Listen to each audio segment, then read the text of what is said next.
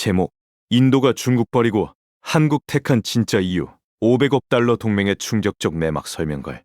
2026년 4월 이재명 대통령이 8년 만에 인도를 국빈 방문하며 모디 총리와 역대급 경제협정을 체결했습니다.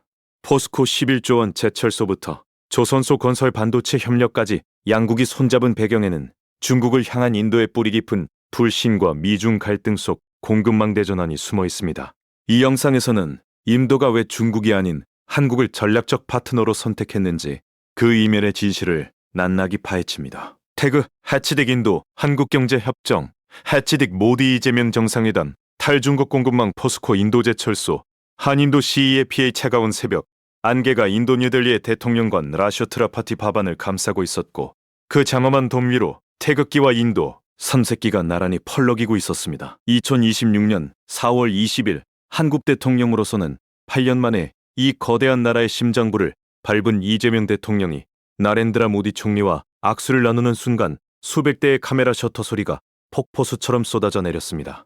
대통령 전용기에는 삼성전자 이재용 회장을 비롯한 200여 명의 재계 총수들이 동승하고 있었고 이 소식만으로도 전 세계 경제 뉴스에 멀리 기사를 장식했습니다.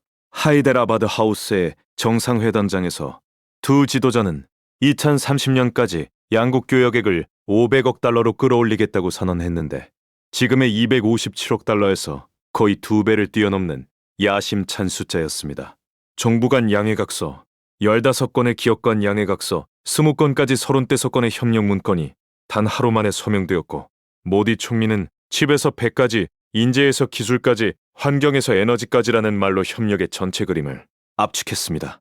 포스코홀딩스가 인도 철강 1위 기업 JSW와 약 10조 7,600억 원 규모의 합작 제철소 건설에 합의했고 HD현대는 인도 남부의 조선소를 새로 짓기로 했으며 현대자동차는 3륜 전기차 공동 개발에 나서기로 했습니다. 이재용 삼성전자 회장은 현지 기업이 되겠다는 자세로 인도에 진출하겠다며 첨단 제품 생산과 혁신 연구개발 확대를 약속했습니다.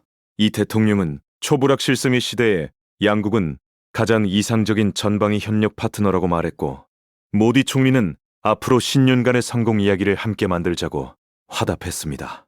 그런데 이 화려한 합의의 이면을 들여다보면 거대한 그림자 하나가 또렷하게 드리워져 있는데 바로 중국이라는 이름의 그림자입니다. 도대체 14억 인구의 인도가 왜 같은 이웃인 중국이 아닌 바다 건너 한국과 이토록 적극적으로 손을 잡으려 하는 것일까요? 그 답을 찾으려면 히말라야 산맥의 만년설이 녹아내리는 험준한 국경선까지 거슬러 올라가야 합니다. 2020년 6월 인도 라다크 지역의 가란 계곡에서 영하의 기온 속 해발 4,000m가 넘는 고지대에서 인도군과 중국군이 돌과 쇠막대기로 뒤엉켜 싸웠고 인도 측에서만 20명의 젊은 병사가 차디찬 계곡에서 목숨을 잃었습니다.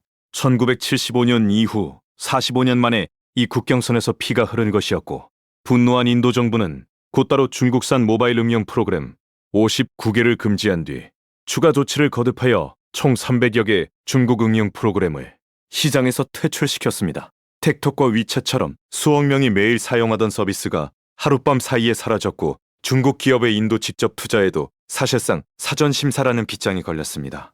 이 빗장은 2026년 현재까지도 완전히 풀리지 않았는데 인도는 2025년 들어 중국과 고위급 외교를 재개하고 국경 순찰 합의를 이끌어내기는 했지만 경제적 신뢰의 균열은 좀처럼 봉합되지 않고 있습니다. 3,488km에 달하는 실질 통제선을 사이에 두고 양국은 도로와 활주로를 경쟁적으로 건설하며 인프라 군비 경쟁을 벌이고 있고 이런 상황에서 첨단 기술과 핵심 소재를 중국에 의존한다는 것은 자국의 목줄을 경쟁자의 손에 쥐어주는 것과 다름없었습니다. 인도의 전자제품 공장에서 사용하는 부품의 상당수가 중국산이라는 현실은 모디 정부에게 잠 못 이루는 밤을 안겨주었고 이것이 바로 차이나 플러스 원 전략을 국가적 화두로 삼게 된 결정적 배경이 되었습니다.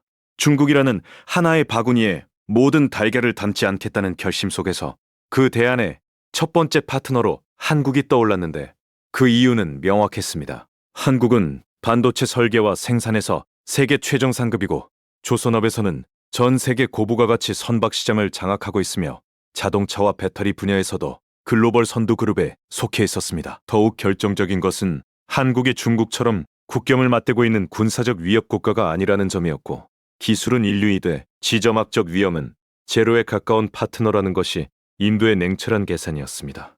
이번 정상회담에서 양국이 장관급 산업협력위원회를 신설하고 조선과 원자력 발전소 그리고 핵심 광물 분야에 공동사업을 발굴하기로 한 것은 그 계산이 구체적인 행동으로 옮겨진 결과물입니다. 포스코와 JSW의 합작 제철소는 인도 동부 오디샤주에 연간 600만 톤 규모로 건설되며 2031년 준공을 목표로 하고 있는데, 오디샤주는 풍부한 철광석 매장량과 항만 접근성을 갖추고 있어 포스코가 2007년부터 20년 가까이 공을 들여온 땅이기도 합니다. 과거 토지 수용 문제로 좌절되었던 12조 원 규모의 단독 투자가 이번에는 현지 기업과의 합작이라는 새로운 방식으로 부활한 것이고, 이 우회로를 찾기까지 20년이라는 세월이 걸렸다는 사실 자체가 인도 시장의 험난함을 상징적으로 보여줍니다.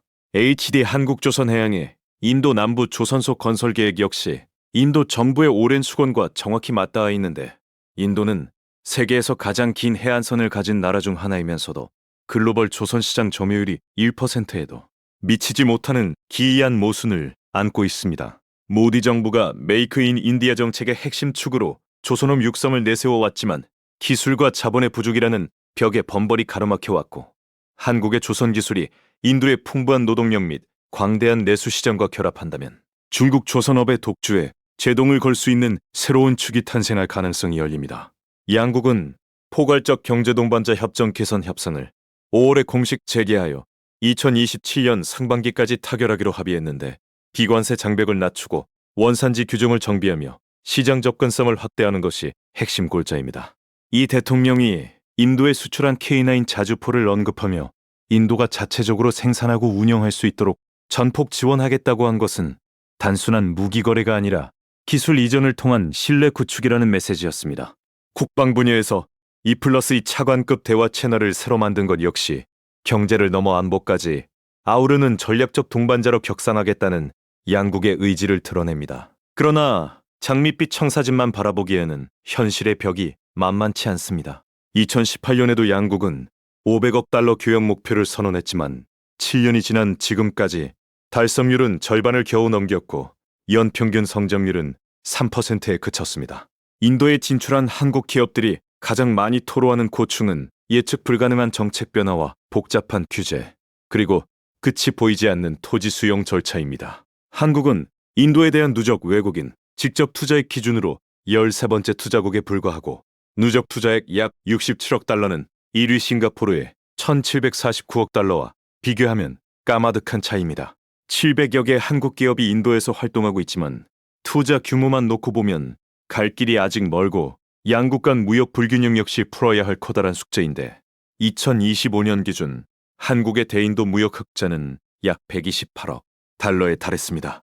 한국이 192억 달러를 수출하고 인도로부터 64억 달러만 수입한 결과이니 인도 입장에서는 교역이 커질수록 적자만 불어나는 셈이었고, 이것이야말로 포괄적 경제 동반자 협정을 손봐야 하는 가장 절실한 이유였습니다.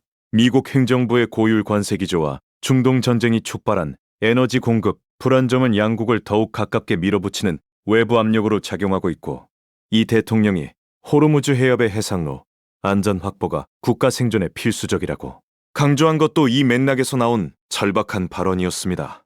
한국에게 인도는 14억 인구의 거대 소비 시장이자 중국 의존도를 낮출 수 있는 생산기지이고 핵심 광물과 에너지 자원의 새로운 공급처이며, 인도에게 한국은 중국이라는 위험 부담 없이 세계 최정 상급 기술을 이전받을 수 있는 거의 유일한 파트너입니다.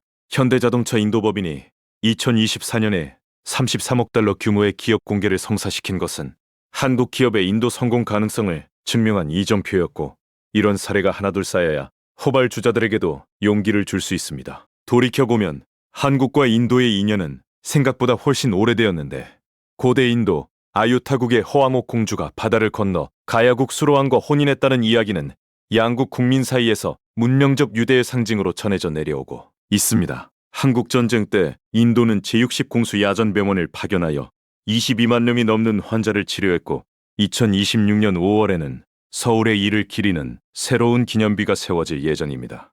그러나 역사적 유대만으로 경제 협력이 자동으로 이루어지는 것은 아니며 핵심은 서류 위의 합의가 실제 공장의 굴뚝에서 연기를 피워올리는 단계까지 나아가는 실행력에 달려 있습니다. 이번 정상회담이 남긴 35건의 합의서가 10년 뒤 아시아 경제 지형을 바꾼 역사적 전환점으로 기억될지 아니면 또 하나의 화려한 구호로 잊혀질지는 결국 양국 정부와 기업들의 후속 행동이 결정할 것입니다. 확실한 것은 지금 이 순간 아시아의 공급망판이 격렬하게 흔들리고 있다는 사실이고 그 흔들림의 한복판에 인도와 한국이 나란히 서 있다는 것입니다. 중국이라는 거대한 중력장에서 벗어나려는 인도의 몸부림과 새로운 성장 엔진을 찾아 나선 한국의 항해가 교차하는 이 지점에서 우리가 진짜 주목해야 할 것은 선언의 크기가 아니라 실행의 속도입니다. 500억 달러라는 숫자가 현실이 되는 그날 아시아의 공급망 지도는 지금과는 완전히 다른 모습을 하고 있을 것이며 그 변화의 파도 위에서 누가 올라타고 누가 삼켜지는지는 바로 지금 이 순간의 선택에 달려 있습니다.